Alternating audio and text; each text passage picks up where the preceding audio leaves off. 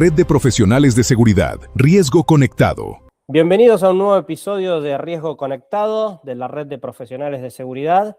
Hoy nos vamos a meter en el complejo mundo de la seguridad en eventos masivos, que pueden ser conciertos de grandes estrellas, pueden ser grandes convenciones corporativas, y en muchos casos son eventos deportivos de gran relevancia, como el que acabamos de finalizar de la Copa del Mundo. Eso implica movilizar a miles de personas, implica tener una planificación quirúrgica y mucha capacidad para identificar riesgos potenciales y generar los planes de contingencia que nos permitan rápido reaccionar ante algún evento que o teníamos planificado o se nos fue de las manos, pero que tenemos que solventar lo más rápido posible. Y para entender cómo se gestiona o cómo hay que tener ese caos controlado, qué mejor que traer a uno de los expertos que tenemos en Latinoamérica de seguridad en eventos masivos, que lidera la organización SOEM, que después por ahí nos puede contar un poquitito más de qué se trata, que tiene mucha experiencia trabajando con entidades como la ATP, como la WTA, como el PGA, y acaba de terminar su experiencia siendo el responsable de proporcionar la seguridad del evento de la Copa del Mundo en Ciudad de México. Te damos la bienvenida, Víctor Vergada, un referente en la industria. Muchísimas gracias por este espacio con nosotros.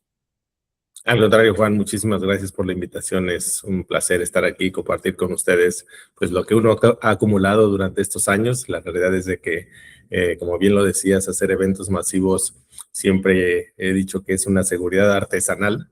Uno va adecuándose, en papel y en planeación todo suena muy bonito hasta que realmente estás en ese momento de ejecución, porque al final de cuentas lo que estás moviendo son seres humanos, cabezas distintas, no sabes modelo de comportamiento que se pueda dar, y hay diferentes detonantes que te obligan a estar planeando de manera recurrente y hacer ajustes de manera importante y de manera proactiva todo el tiempo en un evento masivo. Muchas gracias. Bueno, gracias nuevamente por disponer de estos minutos y poder explotar al máximo toda esa experiencia que vos has traído.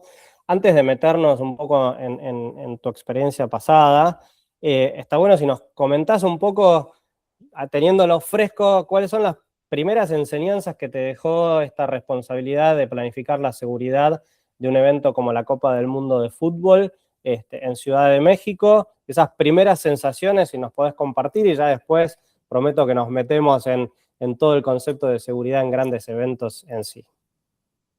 La realidad es de que creo que una de las enseñanzas que me llevo es este proceso y la importancia de la interoperatividad, no solamente al interior. Lo que tiene en la Copa Mundial son diferentes áreas funcionales que cada quien tiene una especialidad haciendo algo. Alguien se encarga del access, alguien se encarga del crowd management, alguien se encarga del guest operation, y seguridad finalmente es transversal. Entonces tiene que tener esta adaptabilidad, no solamente para modificar su lenguaje, para hacer que todo el mundo lo entienda, sino para hacer que estén convencidos de que si no tenemos información, si no funcionamos de manera conectada, puede pasar algo.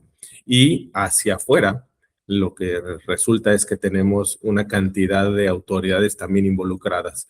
Entonces hay una condición que obliga que independientemente la jerarquía, la parte que tengan bajo su control, tiene que tener un proceso de conexión en algún momento.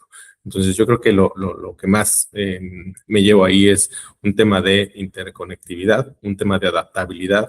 La realidad es de que la condición que nos da una operación tan masiva, tan compleja, tiene que estar siempre dotada de información. Entonces, la parte de inteligencia es vital.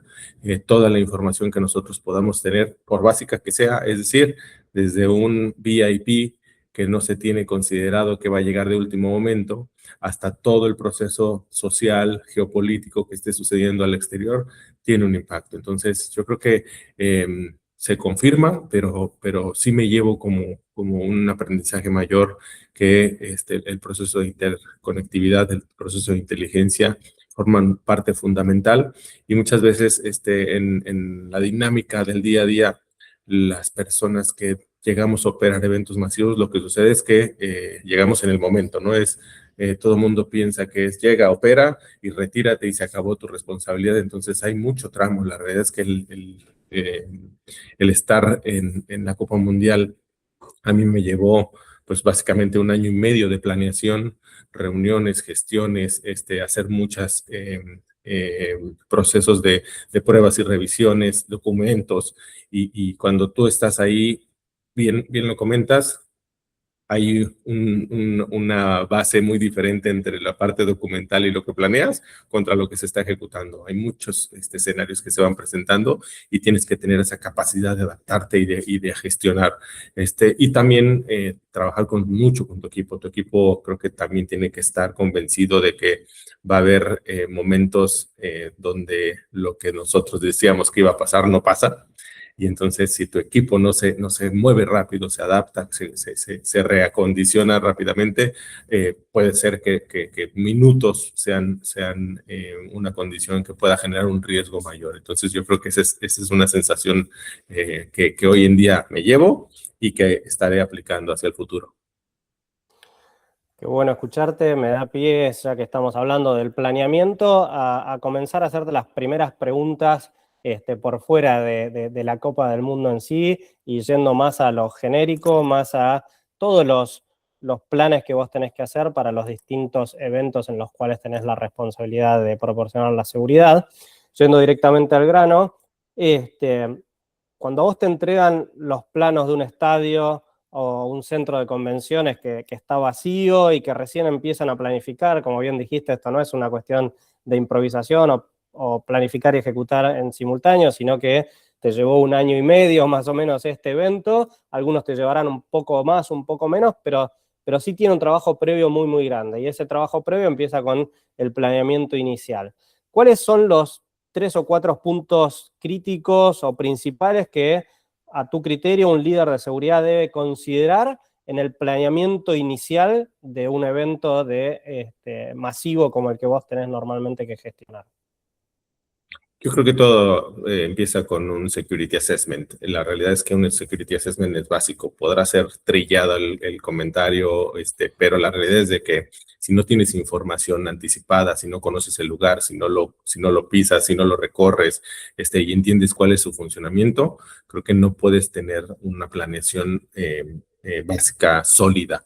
Y creo que este momento de extensión hacia el exterior en cualquier evento masivo debe de considerarse. La realidad es de que uno piensa que todo está sucediendo al interior, cuando en la parte exterior hay muchas cosas que estar atendiendo, la parte de movilidad, la parte de cómo la gente está llegando al sitio, si el drop-off que tú colocaste es el correcto, si hay un pick-up que te estorba, que no te deja funcionar.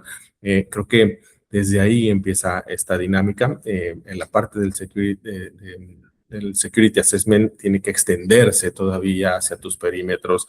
Este concepto de última milla creo que pocos lo aplicamos y no nos damos cuenta de qué está sucediendo al exterior, porque a veces un problema social en el exterior te puede afectar tu operación. Entonces tenemos que ampliar nuestra capacidad de visión. Y otro aspecto creo que también tiene que ver con el resguardo de vidas. Creo que no solamente el security assessment tiene que verse con la parte hard, con el tema de los accesos, si hay cámaras, si hay iluminación, si hay planta de emergencia, etcétera, sino toda la parte que tiene que ver con el resguardo de vida, porque uno nunca sabe cómo vaya a reaccionar la gente en caso de que algo esté sucediendo. Y lamentablemente hemos tenido experiencias en bodas con pérdidas trágicas, porque a alguien se le ocurrió llevar unas bengalas con una losa o con un techo que tiene tela o un material flamable, y entonces nadie se va dando cuenta de esas condiciones. Y creo que cuando hacemos un security assessment integral que contemple el safety y el security, sin olvidar la base práctica que tiene que ver con el servicio, creo que ahí es donde nosotros podemos ampliar mucho mejor nuestra dinámica de operación. Entonces, yo diría que el security assessment es básico, pero no un security assessment del venue, del recinto, sino tiene que ser un security assessment integral que contemple también el emergency y el medical para que todo funcione adecuadamente. Qué bueno escucharlo, claramente refuerzas el concepto que siempre trato de comentar en cada espacio que tenemos, esto de la teoría dice una cosa, pero si no caminamos el lugar, si no recorremos el tiempo real que nos va a demandar el llegar a esa salida de emergencia y el tiempo real en una situación de alto estrés, con gente tirada en el piso, con distintos obstáculos en el medio, probablemente hagamos un planeamiento que nunca se vaya a ejecutar como lo pensamos y terminemos sufriendo esta pérdida de vida. Pero hablamos de los riesgos, que por ahí hay riesgos visibles y hay riesgos ocultos también en esto que es la gestión de masas. Y uno de los principales puntos debe ser, o desafíos que vos tenés, es identificar esas amenazas reales que normalmente le quitan el sueño al director de seguridad que tiene la responsabilidad desde el planeamiento hasta la finalización del evento. Y ahí mi segunda pregunta va en esa línea. En el papel todo se ve perfecto, la realidad es viva, vos recién hablabas sobre lo que puede acontecer socialmente afuera, incluso sobre cambios de situaciones que se dan dentro del mismo venue en donde se realizan las convenciones. Y más allá de los riesgos evidentes como el terrorismo o como incendios, que recién lo mencionaste, ¿cuáles son aquellos riesgos que también tenemos que considerar, que quizás son menos visibles, a los que se enfrenta un líder de seguridad durante la ejecución de esos eventos? Sí, yo creo que lo mencionas y esa es parte de la información que iba a comentar. Tiene que ver con la parte geopolítica, la parte social. La realidad es de que hoy en día vivimos en un mundo convulso, con unas dinámicas muy complejas de reacción en cuanto al tema del comportamiento de la gente. Esta dinámica que hoy en día tenemos de estos lobos solitarios que no necesariamente quieren hacer un daño o un efecto negativo, sino muchas veces por alguna condición de carácter de hacerse viral, implican o hacen actividades que generan riesgo. Creo que número uno tiene que ver con el tema de inteligencia. Creo que la base específica es el tema de inteligencia, saber qué está sucediendo, no solamente con las nuevas modas que están tomando los asistentes a los eventos. Déjame, te hago un comentario, un ejemplo. De repente se puso de moda aventar celulares hacia los escenarios de los cantantes porque querían tener la mejor selfie, y entonces eso terminaba a veces en un daño, en una agresión, en una afectación física hacia alguna persona. De repente se pusieron a aventarles de estos dulces pequeños, estos Skittles que le aventaban al asistente, muñecos de peluche. Entonces se van haciendo modas, digamos que de corto tiempo, pero que tienen alguna afectación en algún momento en el sitio. Entonces el comportamiento o el entendimiento social que nosotros debamos de hacer en cuanto a qué está sucediendo alrededor de los eventos, es un punto importante. Y después viene la parte tal vez un poco más compleja, que es la parte sensitiva que tiene que ver con estas dinámicas sociales o dinámicas políticas. Esta condición o una de las preocupaciones más importantes que teníamos en el Mundial justamente tiene que ver con que algunos de los venues, de los estadios, eran pues unos soft target, unos lugares donde algo pudiera pasar. Y entonces el hacer revisiones para hacer un barrido específicamente en tema de explosivos, trabajar en la parte exterior para quitar a todos los vehículos abandonados, revisar que todos los sitios no haya ninguna modificación importante en el exterior que no te vaya a implicar el por qué está sucediendo si antes no se daba, incluso la dinámica del comercio informal, la gente que se acerca a algún tipo de manifestación. Entonces, yo creo que son muchos de los aspectos de información que te tienes que ir dotando para poderlos atender y poder actuar de manera efectiva y de manera proactiva. La realidad es de que siempre algo va a tener que suceder. El security assessment te ayuda mucho. Esa es la realidad, el proceso de inteligencia te ayuda mucho, pero a veces siempre hay algo que no consideraste. Ese punto específico es donde tú tienes que tener esa capacidad de, y si sí, y si ya nos pasó, entonces poder actuar de manera rápida para que no te vaya a tener alguna afectación que ponga en riesgo todo tu plan. Qué bueno escuchar eso. Justo en el espacio anterior con Juan Valverde hablábamos de la importancia de la preparación del escenario, lo cual vos estás reforzando ahora como uno de los puntos principales que todo líder de seguridad debe tener. Siguiendo también la línea de uno de los objetivos que queremos en este espacio de riesgo conectado de humanizar a los expertos, es decir, acercar a todos y que nadie tenga miedo de liderar este tipo de planeamientos, este tipo de eventos. Sabemos que en nuestra profesión el plan de seguridad muchas veces dura hasta que se abre la primer puerta en el caso de los eventos. Entonces, siempre en este espacio busco que quienes nos están proporcionando información, quienes nos están dando su experiencia, puedan pasarnos una experiencia donde por ahí las cosas no salieron como teníamos planificado desde un principio. Si podés contarnos un caso en donde vos planificaste algo y empezó a desvirtuarse, qué falló, cómo se contiene esa crisis en tiempo real y qué lección te dejó después de haberla podido gestionar efectivamente. Yo creo que me voy a ir a la más reciente y que tiene que ver con el Estadio Ciudad de México.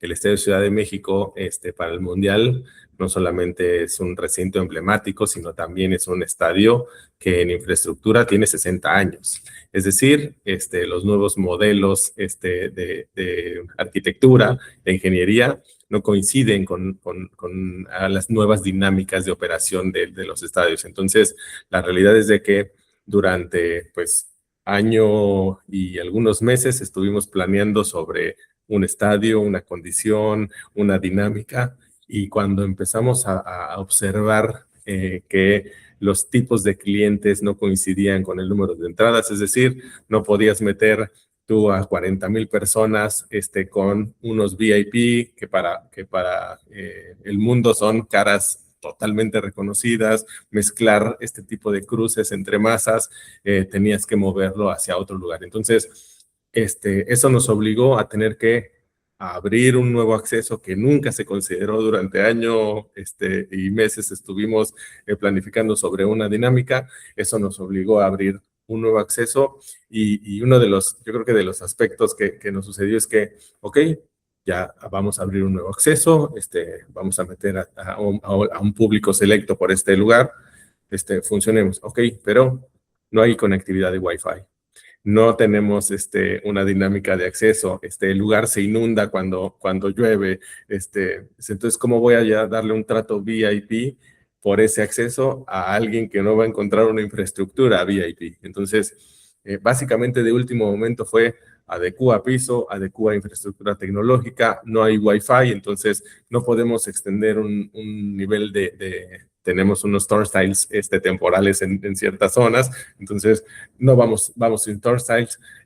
Los arcos detectores ya no teníamos una dinámica de torres que son los Open Gate que ustedes han visto en otros estadios, que son muy buenos porque te permiten un flujo constante. Entonces vámonos con el tradicional arco detector que nos limita el número de la velocidad en el acceso. Entonces fue adecuar básicamente algo que durante muchos meses se había pensado hacer, en la realidad y en el piso, funcionaba completamente de otra manera. Y creo que también otro de los aspectos es que puede ser una de las condiciones que hoy en día tienen que estar vivas específicamente en tu plan de operación, las cuestiones meteorológicas.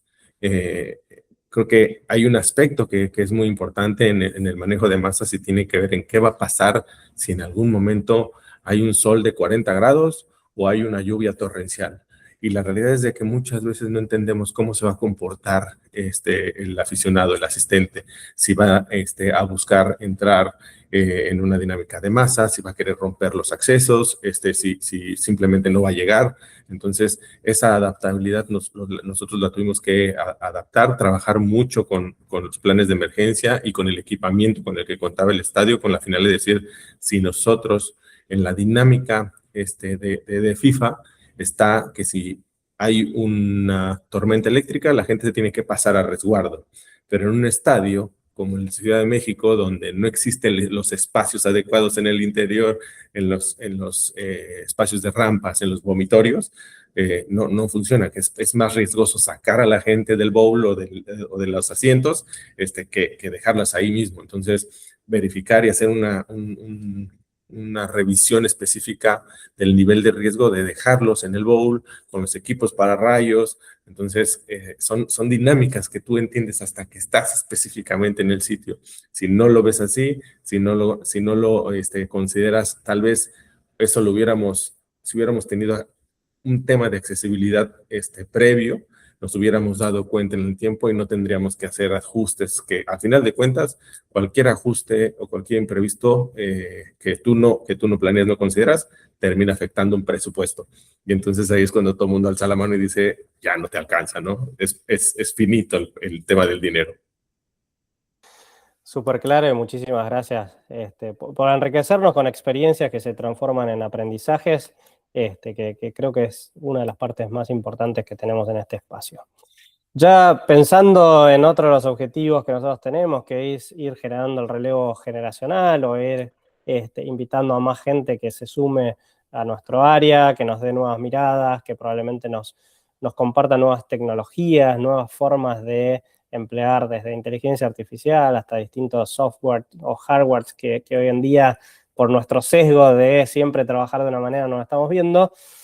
Siempre buscamos hacer el cierre con algún mensaje hacia las personas que se van sumando a nuestro área, sean jóvenes profesionales o gente que viene de otro área porque le empezó a gustar o porque cayó en una oportunidad de trabajar acá. ¿Cuál sería ese mensaje, el consejo que vos le dejarías a esas personas para poder tener éxito en algo tan exigente como es la gestión de riesgos de masas?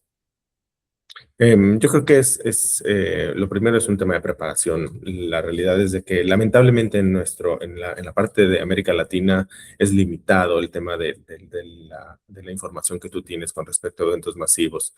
Cuando hace 20 años yo me dedico a este negocio, he cubierto pues más de 20 eventos en un mismo año.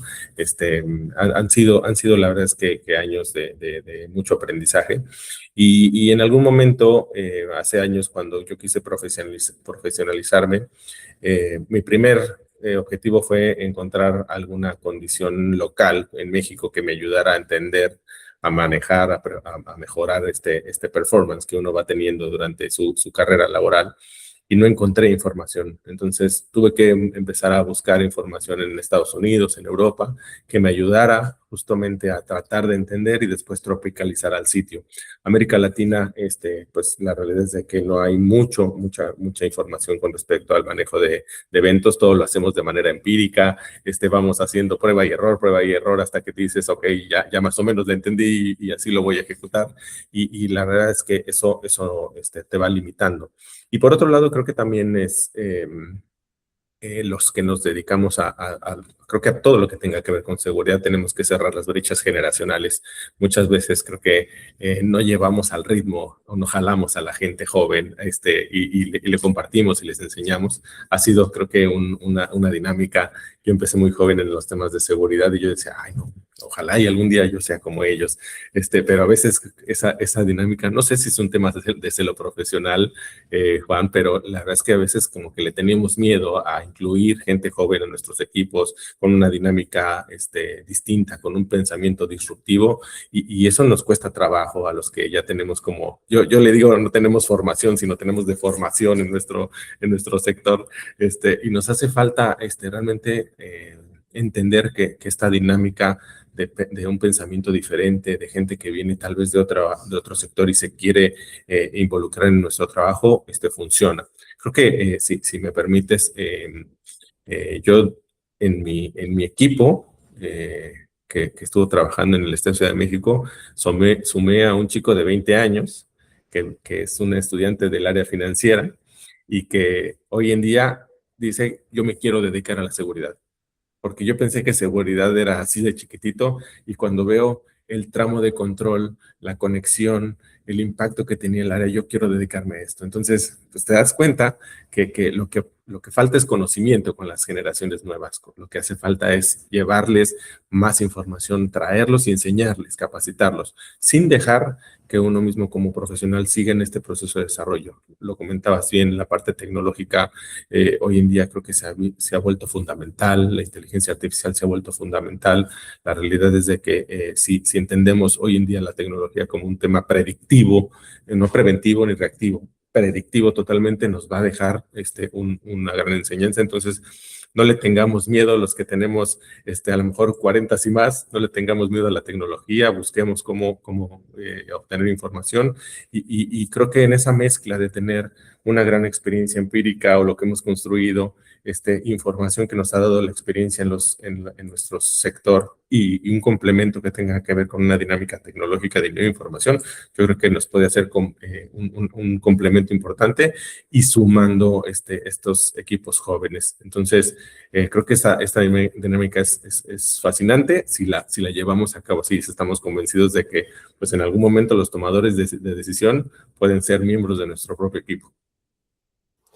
Totalmente, creo que en eventos tan grandes y demás, seguramente la sectorización y la responsabilidad para tomar decisiones no va a recaer en una sola persona, porque si no vamos a llegar tarde y eso hace que tengamos que preparar a la gente para que pueda tener la mayor cantidad de herramientas basadas en nuestra experiencia, en nuestros errores, en nuestros aprendizajes, para que ellos puedan cada vez elevar un poco más la vara. Hablamos al principio, vos mencionabas ECC.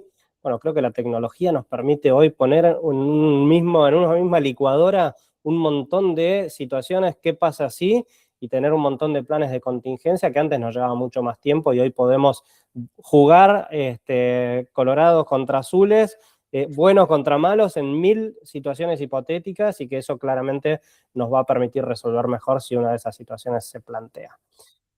Bien, llegando ahora al final del episodio, la planificación, adaptabilidad, el liderazgo en el terreno, es decir, el liderazgo en el lugar donde las cosas suceden, son puntos que me llevo de todo lo que nos fuiste pasando, lecciones invaluables de Víctor Vergara, el experto en la planificación de la planificación y ejecución de la seguridad en eventos masivos, cosas que, como bien dijiste, en Latinoamérica todavía no tenemos tanto escrito y creo que tenemos un contexto que nos permitiría escribir mucho más, incluso que otras latitudes, porque en Latinoamérica pasa todo. Entonces, si nos logramos sentar, escribir y pasar todo eso a experiencias, protocolos, procesos y explicarlos de una manera concreta, creo que vamos en un futuro no muy lejano ser el punto de donde sacan toda esa información básica.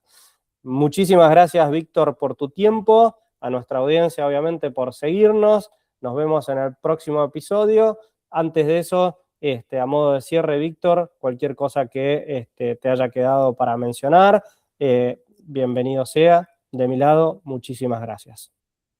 Muchas gracias, Juan. A mí sí me gustaría aprovechar esta dinámica y sobre todo por este tema de la profesionalización, invitarlos al SOEM Summit, que tenemos el 25 y 26 de agosto de este año en la Ciudad de México. Tuvimos la fortuna de tenerte con nosotros en nuestra primera edición y justamente el SOEM Summit, que es el acrónimo de Seguridad y Organización de Eventos Masivos, tiene que ver con este proceso de profesionalización. Muchas veces tiene un proceso de desconexión, la parte de la logística, la operación y la seguridad, y entiendes que al de seguridad lo suman al proyecto hasta que está por salir al escenario el artista, y no funciona de esa manera. La realidad es de que mucha gente que también se dedica a organizar no sabe por qué el de seguridad tiene que estar en la planificación y en la dinámica de reuniones desde que nace la idea hasta que termina el evento. Entonces, SOEM Summit es un espacio, es la primera cumbre latinoamericana que está diseñada justamente para esto, para la seguridad y organización de eventos masivos. Estaremos el 25 y 26 de agosto en Ciudad de México. Tenemos un tema muy importante por compartir durante los días y las conferencias que estarán ahí. Y hablamos no solamente de seguridad, hablamos de sustentabilidad y hablamos de muchos otros aspectos que tienen que ver con los eventos, pero que de manera transversal sigan impactando el tema de seguridad. Entonces, si me permites, pues invitarles a ustedes, será un gusto compartirles información y con mucho gusto lo que necesiten, pues yo estoy a la orden.